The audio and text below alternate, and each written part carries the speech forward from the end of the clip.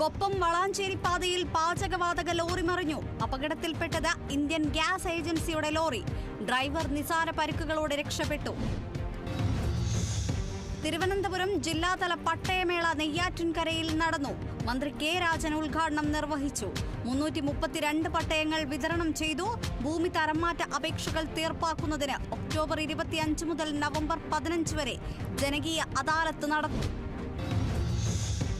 തൃശൂർ കൊടുങ്ങല്ലൂരിൽ വാഹനാപകടത്തിൽ പരിക്കേറ്റ് ചികിത്സയിലായിരുന്ന യുവാവ് മരിച്ചു. മരിച്ചത് പൊന്നാനി ചെറുവൈക്കര സ്വദേശി അജിത്. അന്ത്യം എറണാകുളത്തെ സ്വകാര്യ ആശുപത്രിയിൽ ചികിത്സയിലിരിക്കെ.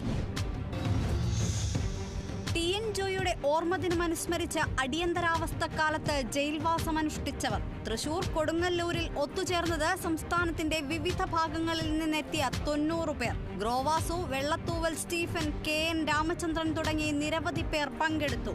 ഭരണകൂടത്തിന്റെ അടിച്ചമർത്തൽ മൂലം തകർക്കപ്പെട്ട വിപ്ലവ പ്രസ്ഥാനത്തെ പുനഃസംഘടിപ്പിക്കുന്നതിലെ മുൻനിര പോരാളിയായിരുന്നു ടി.എൻ. ജോയ്.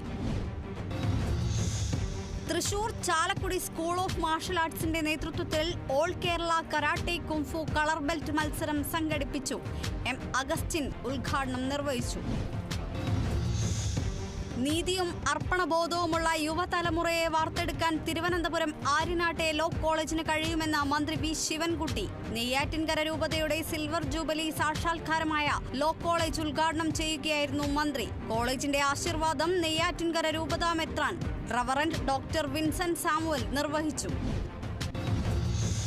കൊല്ലം കടക്കലിൽ 14-കാരനെ കാണാനില്ലെന്ന് പരാതി. ചീങ്ങേലിയിലെ ട്യൂഷൻ സ്ഥാപനത്തിൽ പോയ വിദ്യാർത്ഥി തിരികെ വീട്ടിലെത്തിയില്ലെന്ന് കുടുംബം. പരാതിയിൽ കടക്കൽ പോലീസ് കേസെടുത്ത് അന്വേഷണം ആരംഭിച്ചു.